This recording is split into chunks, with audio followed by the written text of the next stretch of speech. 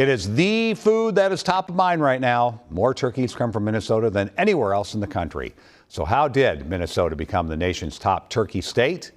Good question. Susan Elizabeth Littlefield discovered it's both nature and nurture.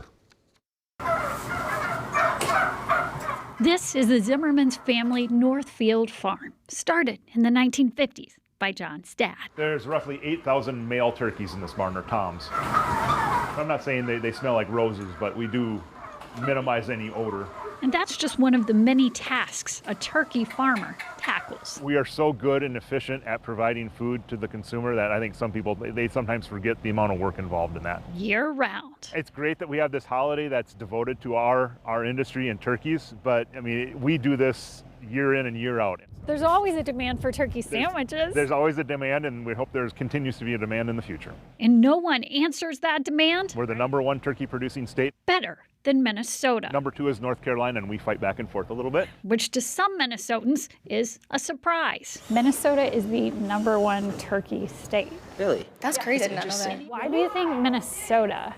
Maybe because they come here in the cold? Well, climate control does come into play. In barns like this, where it can be 40 below outside and we can keep them comfortable at 55 to 60 degrees inside, has allowed us to produce birds year-round efficiently. There's also the landscape. We're in farm country, so we have access to corn and soybeans, which are the primary feed ingredients. So we have a competitive advantage because the feed is close by. There's also strong ag support at the U. And one of the more important things is the people. When the turkey industry got started around World War II, there were a group of people here who wanted to raise turkeys and had that ambition and that foresight to set up an industry.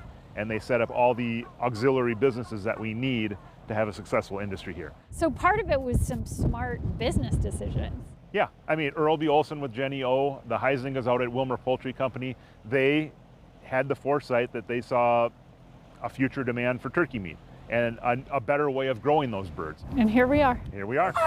And just like that, Minnesota gobbled up the market.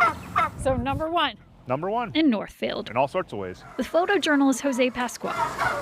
Susan Elizabeth Littlefield, WCCO News. If John Zimmerman looks familiar, you may remember that last November, President Biden pardoned 2 of his turkeys. Zimmerman says the pair now live on his farm in Waseca, and they travel the state educating kids about the thriving Minnesota turkey industry.